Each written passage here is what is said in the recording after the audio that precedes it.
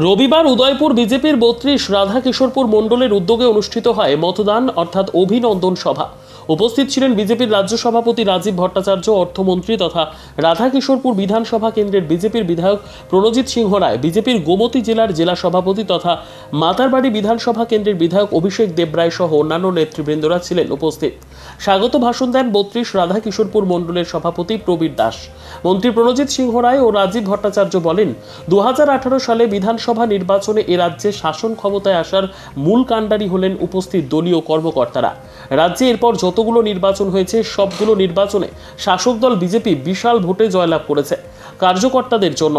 এই জন্য উপস্থিত সবাইকে ধন্যবাদ জানিয়েছেন উপস্থিত নেতৃত্বরা।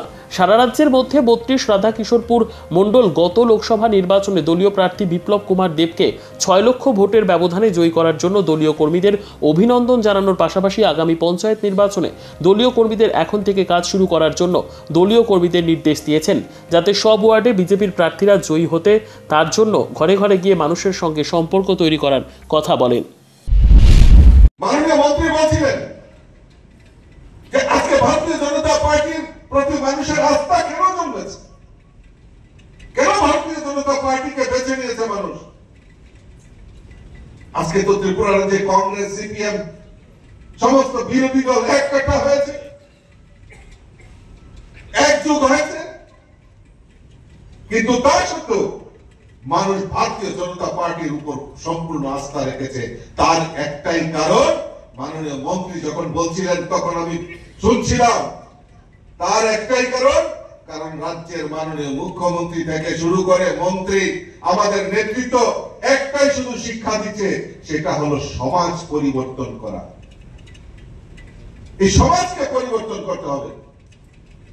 এই ক্ষমতা, এই জয় তখনই টিকিয়ে রাখা যাবে যখন আমরা এই সমাজকে পরিবর্তন করব। একবার চোখ বন্ধ করে দেখুন তো, এই রাজ্যের বুকে কমিউনিস্টের শাসন 25টা বছর, টানা 25 বছর, তার আগে 10 বছর, ওই সবগুলি বাদ দেন, ওইগুলি ওল্ড হয়ে গেছে। এখানে অনেক আছেন হয়তো আপনারা সেই 10 বছরের কাহিনী হয়তো জানেন না, কিন্তু আমাদের চোখের সামনে এই 25 বছর কি না হয়েছে। আজকে গণতন্ত্রের কথা বলে, উদয়পুরে মিছিল করে, আগরতলায় মিছিল করে যে ত্রিপুরার যে গণতন্ত্র নেই, গণতন্ত্র নেই। আমি বলবো, একবার তাদেরকে অনুরোধ করব যে পশ্চিম বাংলায় গিয়ে গণতন্ত্রের কথাটা বলে আসে। আমরা গিয়েছিলাম পশ্চিম বাংলা, মাননীয় মন্ত্রী আমাদের অভিষেক দেবরায়, আমি নিজে, আমাদের মুখ্যমন্ত্রী, সমস্ত লিডাররা আমরা গিয়েছিলাম। গণতন্ত্র কাকে বলে আমরা পশ্চিম বাংলায় দেখে এসেছি। আমাদের রাজ্যের মুখ্যমন্ত্রী কনভয় পর্যন্ত সেখানে আটকে দেওয়া হয়। কোন ধরনের কালচার, কোন ধরনের কৃষ্টি। আমাদের রাষ্ট্রীয় সভাপতি, উনার গাড়িতে ইট পাটকেল দিয়ে সেখানে উনাকে আহত করার প্রচেষ্টা করা হয়।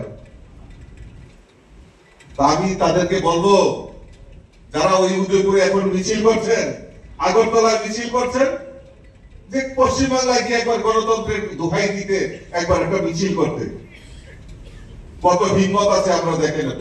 তাদেরকে বলা দরকার, তাদের কানে পৌঁছানো দরকার। যদি গণতন্ত্র ত্রিপুরা রাজ্যে না থাকতো, তুমি উদয়পুরে মিছিল করছো, আগরতলায় মিছিল করছো নিরাপত্তা বেষ্টনীর মাধ্যমে, আর গণতন্ত্র যদি না থাকতো তাহলে কি অবস্থা হতো। এইভাবে পরিবর্তন, এই পরিবর্তনের জন্য মানুষ তাকিয়ে থাকে। 25 বছরে টানা কমিউনিস্টের শাসনে চাঁদা সংস্কৃতি থেকে শুরু করে বাংলা হুজ্জতি সমস্ত কিছু এই ত্রিপুরা রাজ্যে বন্ধ হয়েছে। কিছুক্ষণ আগে মাননীয় মন্ত্রী, আমরা বসেছিলাম, কর্মচারী সংগঠন থেকে মাননীয় মন্ত্রীকে মেমোরেন্ডাম দিচ্ছে। মাননীয় মন্ত্রী সহৃদয় সঙ্গে ওনাদেরকে উত্তর দিলেন, আমাকে দেখতে দিন গাইডলাইন কি হয়েছে। পজিটিভ দৃষ্টিকোণ নিয়ে মাননীয় মন্ত্রী ওনাদের দাবি সনদগুলি শুনেছেন মনোযোগ দিয়ে এবং আশ্বস্ত করেছেন যে আগামী দিন আপনাদের যাতে কোন রকম